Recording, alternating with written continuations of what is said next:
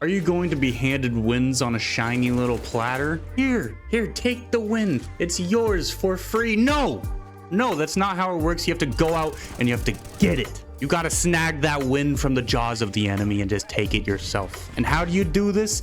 Entrying. We do not fear death. We do not fear aggression, and we certainly do not fear our opponents. I used to be scared. I was a little scaredy cat. Entrying used to be really scary to me. I gotta run in first, and I don't know where they are. They could be anywhere. I might just insta die. I haven't subscribed to Wilson yet. Once I learned how to entry and how to take space, that's when the game of CSGO really clicked in my little monkey brain up here. I credit learning how to entry, learning how to take space with getting me out of MG. I was hard stuck MG for a very long time, and this is what got me out. And I'm sure it can do the same for you. So let's dive into one of my most favorite aspects of CSGO, entry. So before I jump into the game and show you how I entry, we need to quickly pin down the idea that entrying shouldn't be thought of as a role.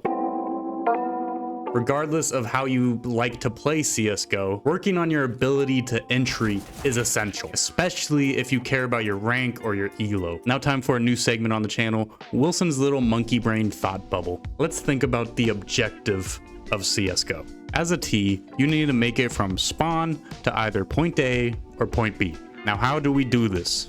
We make space. How do you make space? You either get kills to create space, or you use ways of pressuring such as Util to also make space. We often think of entrying as, I'm throwing my body at bomb site A, I'm just gonna run in there and insta die. But really, entrying is universal in the game. But even on CT side, lots of times you're gonna entry. Are you doing a retake? Somebody's gotta go first. Anyways, there's a lot of space to be taken on the map, and someone is going to have to take that space on your team, and that someone should be you.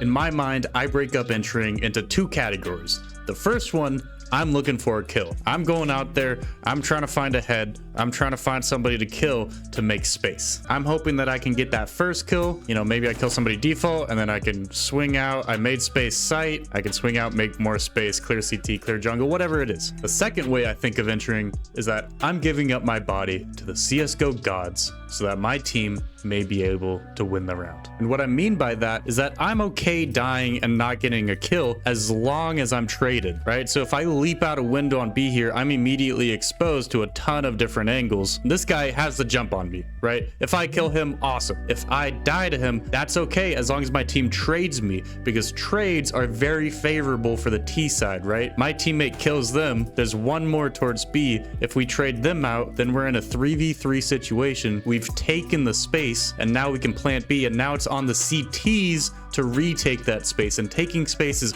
hard. Defending is easier than attacking. That's why the CTs are nerfed by more expensive guns. They don't have the AK. Taking space, trade fragging, getting a sight, even if you have to trade it out, 3v3 now situation, that's totally fine. That's huge. That's what you want on a T side.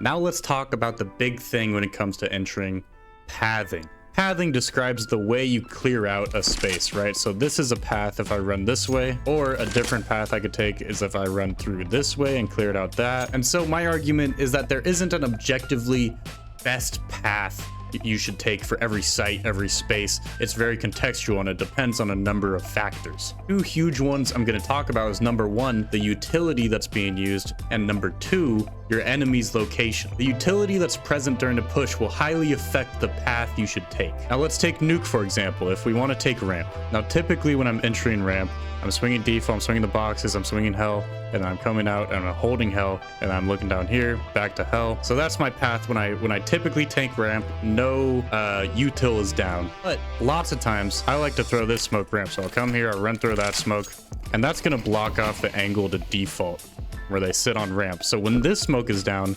I'm gonna swing the top here, back here, hell, and then I'm gonna swing around this way and look for a fight here, because if somebody's towards default on ramp, they're going to be worried about a smoke push. They're going to look up here, and then I'm going to be swinging them with a fight there. So you see the util that's down, flashes, smokes, mollies, whatever, that's going to affect your pathing super heavily. Now let's do another example on Inferno. So let's say we smoke CT. We're trying to run out. I swing coffin. I swing dark. Boom. I'm swinging. I'm going to come around here to coffin. I'm holding this, and then I'm going to swing coffin, right? My back is turned to this. Because coffin is such a strong position, and it's very often played. If we smoke CT and there's a CT player, he's going to rotate through church, come coffin. And so there's a high likelihood that I'm going to get a fight coffin, right? So I'm willing to risk the chance that somebody's hiding behind second oranges so that I can swing coffin, because I think that it's much more likely that there's somebody coffin. Now, let's say we smoked CT, we smoked coffin. My pathing is going to look a little bit different. This time, I'm going to run up, I'm going to swing sight, I'm going to swing second oranges, I'm going to swing new box, look dark. So you see the pathing is going to be completely different. If we have more angles smoked off, especially powerful angles like coffin, we can scale faster because there are fewer angles to worry about, especially one as powerful as coffin, because we cut those crossfires off, right? Now, the second factor I wanted to talk about is enemy location. And getting hints or knowing your enemy's location is going to hugely affect your pathing. If you know where your enemies are on a site, or at least where one is, you should be adjusting how you entry onto a site with your ability to peek them. So Inferno B again, let's say that there's one coffin and that there's one new box. So if we smoke coffin and CT off, then my pathing, I'm not going to be peeking coffin. I'm not going to be peeking dark. I'm not going to be peeking back pillar. If we know he's new box, I'm going to hug close and I'm going to swing fast and I'm going to swing new box and try to get that kill really quick before the coffin smoke is gone or the coffin player can swing through the smoke. He does something. I know that I have a 1v1 against new box, so I'm gonna go quick. If he's tucked in, I'm gonna go quick. I'm gonna try to route him out. I'm gonna try to get him out of there, because we have such a distinct advantage here, right? We know both. We have one smoked off. You want to get that guy out of that site as fast as you can before the CTs can make a play. Now let's say that we don't have coffin smoked off, but we still know there's one coffin, one new box. Then my goal as an entry is to isolate the fights, right? So I'm gonna swing coffin. Boom, I'm looking there. I'm going to come around and I'm going to hug the back wall because I don't want to be exposed to coffin here. I'm going to hug the back wall and I'm going to swing new box. Because if this coffin guy wants to kill me and I'm hugging the back wall, then he has to swing all the way out. And that's an easy trade for my teammates, or hopefully one of my teammates is just holding it. Now let's talk about the bane of entrying: crossfires. Crossfires are an inevitable obstacle you have to face when you're going to entry. There's a reason why the CT side is built essentially around creating crossfires. So let's look at this crossfire. Let's say there's one pit holding here, the run up to A, and then let's say there's one site. I can only place one bot for some reason, but maybe there's a guy holding here, somewhere on site, okay? And so first off, obviously, you should be trying to use your util to cut off crossfires, right? So that's why a molly pit is so important, because you can molly pit and then hold over here for them to swing and get that kill. Isolate fights, right? But you don't always have perfect util. You don't always know where they are. You're going to have to run into crossfires. And so how do you do that efficiently? My advice to you is a few things. Number one, don't be scared. Get in there and commit, okay? So when you run in, you want to commit to one half of the fights. So I'm going to commit to the fight site, okay? I'm not going to worry about pit yet, because I can't fight two fights at once. That's the point. But if I can get a kill site, this guy kills me and then we trade him out, huge. That's super good for us. But if I'm worrying about both and I'm flicking back and forth, I'm stressing, I don't know how that hit, but you get my point. You can't fight everybody at once. You can only commit to one fight. So make the read and commit to one half of the crossfire to killing that guy, or at least getting traded out. And the second piece of that, getting traded, is the next segment: making yourself tradable. I see this problem so much, where somebody makes space, but they're not traded. Maybe they get a kill, tag up another person, but then nobody else is there to capitalize on the opportunity that you created with that entry. And so one big tip here is to make sure that you communicate when you're going to entry, right? Lots of times it can be great to even just say, okay, I'm gonna go 3, 2, 1, boom, and then swing out. That tells your team, okay, 3, 2, 1, I'm going to, because I'm gonna go trade him. Or even at the beginning of the round, lots of times you're gonna have the best spawn. Boom, maybe I have best spawn to peek mid. I'm gonna say, okay, I'm gonna go peek mid fast. Somebody come to trade me. So then when I'm running out, I know that I got a teammate behind me who's coming with me to trade me. So the point is, when you're trying to entry, when you're trying to make space, communicate. Tell your team that you are doing that, because it's going to be fruitless if you don't communicate that. Maybe even if you make space, the CTs can reclaim that space if your team isn't there to capitalize. Now that's the obvious form of trade fragging, right? Have a teammate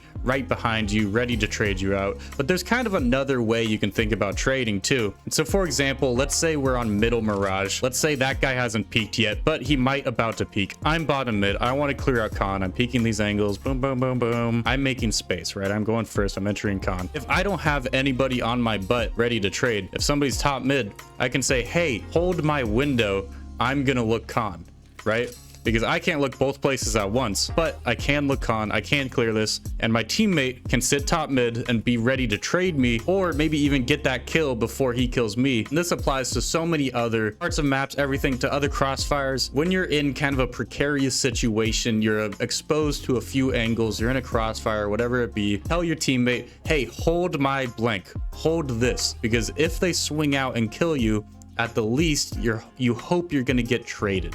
Right? And that is still a huge win for your team. Now let's talk about confidence and making plays that you like. A huge part of building confidence when you're entering is crosshair placement. Crosshair placement is super important, right? When I run out ramp, I'm confident that I can pre-aim CT, pre-aim default, boom, boom, boom. I'm confident that my crosshair placement is gonna assist me in the fights that follow. And another big part that should inform your crosshair placement is how people have played in previous rounds. So if I work ramp, you know, let's say 4 times in my T half, then I should start to get a feel for how they're playing A site, right? So if I notice that the guy has played default quite a few times, then when I come out ramp, I'm going to build some confidence. I'm going to have that guess that, hey, I think he's going to be default. I don't think he's going to be CT. So boom, I'm going to swing default and be ready for that fight. So that's another way you can kind of build confidence in your peaks, is gaining information and kind of this pattern recognition of, I think they're going to do this, so I'm going to run out and I'm confident in this read. And if you're struggling with entering or with confidence in your peaks, one big piece of advice I would give to you is that if you have a good spawn, don't squander it. Go take space fast. Go for a peak early. If I have a great A spawn, so you see, these are the spawn points, these little red marks. If I got this spawn, oh boy, I'm pumped. I'm gonna get this spawn. I look up, I say, oh shit, I'm gonna go peak ramp. Hey guys, flash me out. I'm gonna go for a quick peak ramp, and then boom, I'm up here. They're flashing me out, and I'm swinging. I got my crosshair placement. So that's a great way to build confidence, is to recognize when you have a really good spawn and use that spawn. I hate when people have a great spawn and then they squander. They take the spawn and then they don't do anything with it. It is such a valuable thing to have, is the best spawn for a given area. So use it. That leads me to my last point here, is that util for entering should be quick and easy. So let's say we're running out ramp. I don't want to squander my opportunity with the best spawn. So I can just throw an easy flash like that, boom, and I'm swinging out. That's going to cover anybody close or anybody mid-site. Or another great option is lots of times CTs will throw a molly into ramp. And so I'll come up, I'll throw a smoke there, boom. I'll say, hey team, flash me out. I'll swing through the smoke. The smoke extinguishes the molly, boom, I'm out. My team's flashing me out. I have a great opportunity there to get an entry frag. So make it quick, make it easy. Ask your team to throw you good flashes. I mean, the flashes are not that hard. They just have to throw them over. They don't need to be perfect. The point here is that if you want the entry, if you want to take advantage of the best spawns, don't come up, line up a cheeky flash or do something yourself. Just make it easy, make it simple. CSGO, while being such a complex game, people like to overcomplicate it. People overthink way too much. Don't overthink it. Go.